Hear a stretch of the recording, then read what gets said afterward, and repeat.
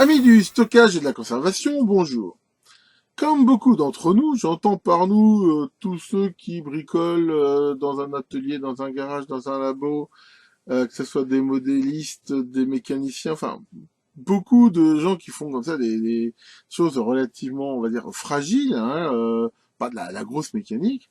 On a tous des problèmes de conservation, c'est-à-dire que on va entreposer, garder pour plus tard des mécanismes, des composants, des moteurs, des tas de trucs. Et le problème, c'est bah, que ces appareils, enfin tous ces trucs qu'on garde généralement assez longtemps, eh ben ils s'abîment pas. Alors, pour qu'ils s'abîment pas, une des solutions, c'est déjà bien sûr de les mettre au sec, mais de les protéger de l'humidité. C'est principalement l'humidité. Bon, il y a aussi les rongeurs, des trucs comme ça. Bon, généralement, c'est principalement l'humidité qui est liée aussi à des variations de température qui vont faire des bêtises. Bon, moi, après bien des essais empiriques, je me suis aperçu que tant que je gardais dans mon labo une température supérieure à 14 degrés et un taux d'humidité en dessous de 65, j'avais pas trop de problèmes d'oxydation, on va dire que ça se gardait plutôt bien. L'inconvénient, c'est que ça coûte cher. Ça coûte cher, pourquoi? Parce que bah, pour l'humidité, j'ai un déshumidificateur, mais bon, ça consomme du courant. Et l'hiver, j'ai beau être bien isolé, mais j'ai quand même une facture de chauffage qui est relativement importante. Et puis c'est pareil, de trop isolé, c'est pas non plus bien, justement pour l'humidité. C'est toujours un petit peu antinomique. Et en même temps, j'ai une place qui est limitée, et cette place, enfin, elle est finalement pas mal utilisée pour du stockage, ce qui est un petit peu débile quelque part. Et je me suis dit, qu'est-ce qui empêche de mettre des choses dehors? Donc, j'ai commencé, moi, à stocker puis j'ai la chance d'avoir des granges, des trucs comme ça, enfin des endroits où j'ai éventuellement plus de place, voire pourquoi pas des petits armoires plastiques qu'on trouve, qu'on peut mettre dehors, des trucs qui ne craignent pas du tout ni l'humidité, ni la température, ni rien ça. Hein. Par exemple, des boîtiers plastiques, s'ils sont juste dans un bail dans des sacs plastiques, ça le fait bien. Mais c'est quand même pas vraiment suffisant pour y mettre justement des choses plus fragiles. Et j'ai essayé différents trucs. Alors j'utilise pas mal la technique du film plastique, là, vous savez, les films étirables. Ça marche bien, mais bon, c'est pas tellement facile après à enlever, puis ça empêche pas qu'il reste de l'humidité à l'intérieur. C'est pareil, tous les petits sachets zip, alors ça a l'avantage, ces petits sachets zip, qu'on peut les rouvrir facilement, mais c'est pareil, quand on zip, il reste à l'intérieur, au moment où on l'a fait, de l'humidité, et éventuellement, ça se garde mal. Et en surfant sur Banggood, comme je fais de temps en temps, je suis tombé sur une annonce pour un appareil qui normalement est fait, on va dire plutôt pour les aménagés, on va dire, qui est un système pour faire des scellements de sacs par le vide. Alors, c'est un truc qui est a priori plutôt fait pour mettre des aliments. Ça va permettre de conserver les aliments de façon bien plus longue, justement en enlevant l'air, hein, qui est aussi, enfin, dire, le fait que ce soit sous vide, ça limite sans doute l'activité des bactéries, l'oxydation et tout ça, ce qui fait que ça se conserve plus longtemps. Et aussi, bien sûr, pour faire de la congélation. D'ailleurs, souvent, j'ai vu qu'on achète, par exemple, de la viande congelée à certains artisans qui font ça, justement, on la reçoit sur ces sacs comme ça sous vide, c'est assez pratique, en même temps, ça prend moins de place. Et je me suis dit, tiens, bah ça, c'est sans doute une bonne idée, c'est que des trucs que je conserve comme ça, je sais que je vais pas utiliser rapidement, mais que je veux conserver, je veux dire, assez longtemps, eh ben, si je les mets dans des sacs sous vide comme ça, une fois scellés, je suis sûr il y en a plein, je peux les mettre dehors, parce que, bah, au pire, oui, même s'il fait froid, même si ça gèle, à la limite, s'il n'y a pas d'humidité, bon, ça va pas givrer, ça va pas faire de glace, et a priori, je veux dire, enfin, il y a peu de chances qu'il s'habille. Et donc, j'ai commandé cette machine, et bah, je vais vous la montrer, et je pense que c'est une bonne pioche, hein, je pense que c'est une bonne idée, et que grâce à ça, je vais pouvoir faire un peu de rangement de place dans mon labo, et conserver des choses que je veux garder, parce que bon, je pense qu'un jour, je peux en avoir l'utilité, mais qui n'ont pas de raison de me prendre de la place ici, et que je pourrais entreposer à des endroits, je veux dire, pas chauffés, mais dans de bonnes conditions. Alors, regardons ensemble cette machine. Découvrons ensemble ce que j'ai reçu. Hein, voilà, j'ai un petit unboxing. Voilà, la boîte est assez grosse. Donc c'est une boîte en carton qui, on peut le voir, un petit peu sous ferme. Enfin bon, espérons que c'est bien emballé à l'intérieur. Alors, qu'est-ce qu'on a de beau à l'intérieur? On a une notice Vacuum Sealing System, une notice en anglais. Donc la bonne nouvelle, c'est que c'est pas en chinois. La mauvaise pour ceux qui parlent pas anglais, ben, c'est que c'est pas en français. On a apparemment des sacs qui sont déjà fournis avec, hein, donc ça permet déjà de l'utiliser. Sachant qu'on en trouve aussi sur Banggood des recharges. Et ensuite on a. On va couper ça un peu de temps, voilà. On a l'appareil en lui-même qui est donc entre deux coques, là on peut voir de mousse. Alors je le sors. Alors on a aussi un autocollant Banggood, des accessoires comme ça, je ne sais pas ce que c'est.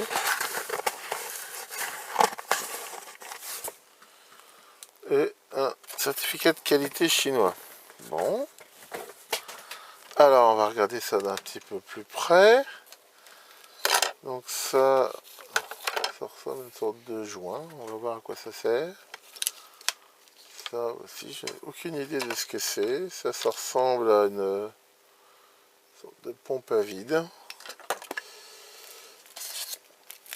Voilà. Alors, on enlève ici les caches. Ça, donc l'avantage, c'est que même si le carton était un peu emballé, abîmé, je veux dire, là, ça a l'air en plutôt bon état. Et voilà l'appareil en lui-même. Donc ici, voilà, on voit différentes choses ici. Do not touch hot sealing bar. Donc ici, on voit à l'intérieur, voilà. A priori, ça ressemble à un joint de rechange, a priori. Donc manifestement, voilà, ça, on doit coincer ça dedans. C'est bizarre. Bon, ce que je vais faire maintenant, hein, d'habitude, je sais que je lis pas toujours les modes d'emploi, mais enfin là, ça me paraît quand même une bonne idée. Donc je vais lire le mode d'emploi et je vous fais une démo. J'ai lu le mode d'emploi, j'ai fait quelques essais à droite à gauche, et bah voilà, ça marche très bien. Là, j'ai par exemple mis cette pièce là que je vais garder pour plus tard sous vide. J'ai mis ici ces circuits imprimés, pareil, sous vide, ce qui permettra vraiment de les garder en très bon état. C'est par exemple pot là, de soudure en pâte, pareil, quand on tendance à sécher, bah voilà, on voit que le fait de les mettre sous vide scellé comme ça, eh bien, il y a des chances qu'ils se conservent bien mieux. Alors comment ça marche cette machine? Le principe est relativement simple et relativement astucieux en plus, hein, faut dire. Hein. Je savais pas comment ça marchait ce truc-là. Ça marche par contre avec des sacs spéciaux. Et comme on peut voir, qu'est-ce qu'ils ont de spéciaux ces sacs? On voit que sur une face, ici, ils sont lisses, hein, comme des sacs plastiques. Et sur l'autre face, ici, on voit qu'ils sont un petit peu granuleux. Et le fait qu'ils soient granuleux, c'est que quand justement on appuie comme ça va permettre à l'air de passer donc au sac de se vider. Et une fois qu'il a vu qu'il y a assez de vide, et ben, là, il donne un coup de chaud ici, il y a une barre de chauffe, et ce qui va sceller ça. Alors voilà, on va faire un essai. Donc là par exemple, cette alim là que j'avais réparé, qui est pour un des automatismes de ma maison que je veux garder en secours, je pense qu'elle aura tout intérêt à être bien conservée comme ça à l'abri de l'humidité. Par contre, il faut faire attention parce que comme on voit, il y a des queues de composants ici, des coins, ça peut éventuellement blesser le sac et le rendre non étanche. Donc là, l'idée c'est de protéger là par exemple avec cette mousse dont on récupère très facilement des tas d'exemplaires, vu que c'est avec ça qu'ils emballent chez Banggood, voilà. Derrière, on met ça ici à l'intérieur des sacs.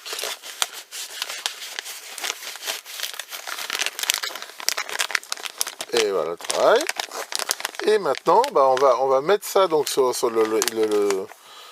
l'intérieur. Donc voilà, on s'arrange pour que ici l'ouverture soit dans l'endroit qui pompe le vide. Ici, c'est la barre sur laquelle ça va faire la soudure. Alors, on appuie pour faire ça et on appuie sur Vacuum Seal. Voilà, on voit ici que le sac, là, hop, voilà, il se vide d'air. Et automatiquement, quand il voit qu'il y aura assez de vide, voilà, on voit qu'il est passé en mode scellement. Et ici, voilà, là il va sceller pendant 6 minutes. Et voilà. Et c'est terminé. Et voilà le résultat. Donc comme on peut voir, c'est vraiment sous vide, hein, ça a bien aspiré ici tout l'air, et ça a automatiquement scellé le sac. Et ici on a quelque chose, voilà, maintenant qui à mon avis va se conserver de façon très bonne. C'est un plastique quand même relativement épais. Donc voilà, alors pour info, cette machine elle peut aussi faire du scellement, on va dire sans vide, en faisant juste du scellement. Alors on peut éventuellement sceller avec, j'ai fait des essais, on va dire des sacs plastiques standards. Maintenant, on ne peut pas faire le vide dedans, parce que justement il n'y a pas ce côté ici crénelé qui permet de le faire, mais ça peut permettre de sceller, on va dire, des plastiques normaux. Donc là pour ce faire, bah voilà, faut se mettre comme ça, là par exemple. Toc, on appuie sur seal.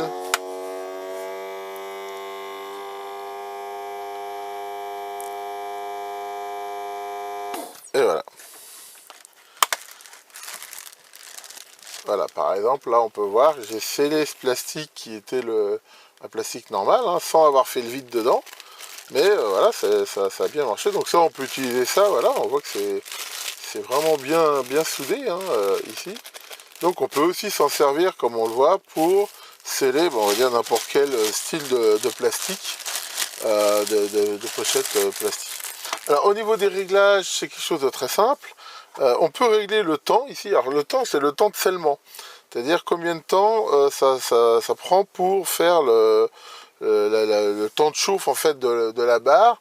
Et à mon avis, ça va dépendre un petit peu du style de plastique. Si plus on va avoir des plastiques épais, plus ici il faudra régler un temps important. Et ici on voit qu'il y a deux modes, mode normal, mode gentle. Alors c'est quoi?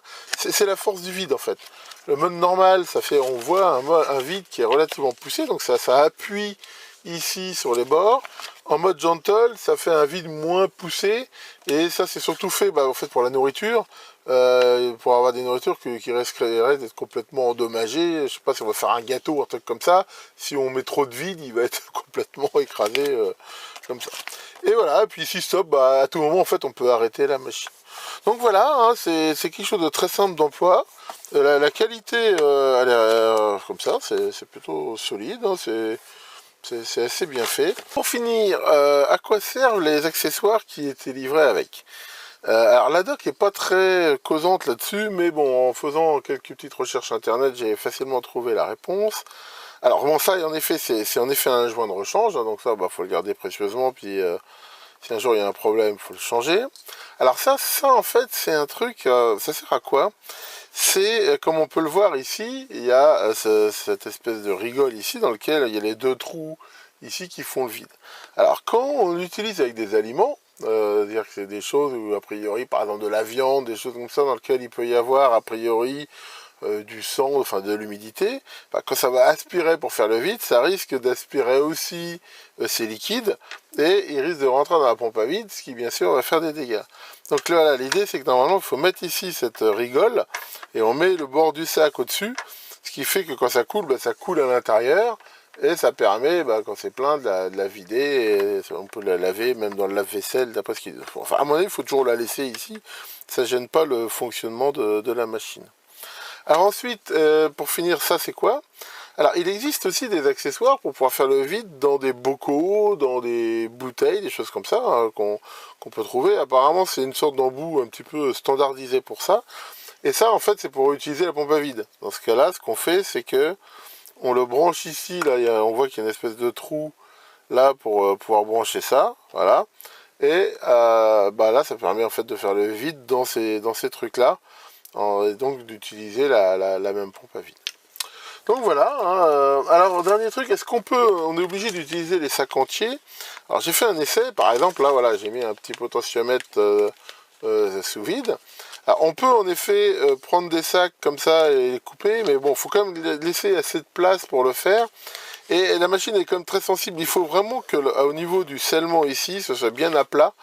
Hein, parce que sinon, en mode scellement, en fait, elle fait le vide et elle attend que la pression soit telle qu'elle puisse commencer le scellement.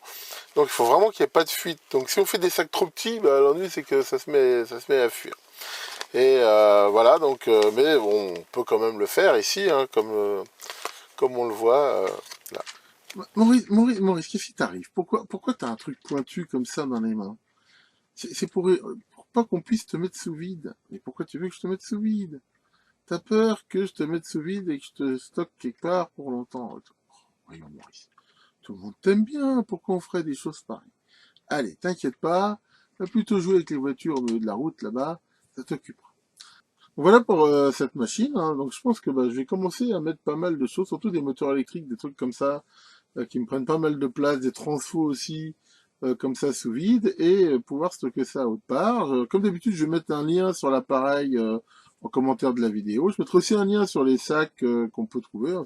Donc là, j'en ai commandé bien sûr quelques-uns pour pouvoir commencer vraiment à faire de la place. Et bien sûr, hein, on va dire, cerise sur le gâteau, on peut bien sûr l'utiliser pour on va dire son usage premier, à savoir de la viande, des légumes, des fruits, enfin tout ce qu'on veut garder comme ça plus longtemps ou congelé.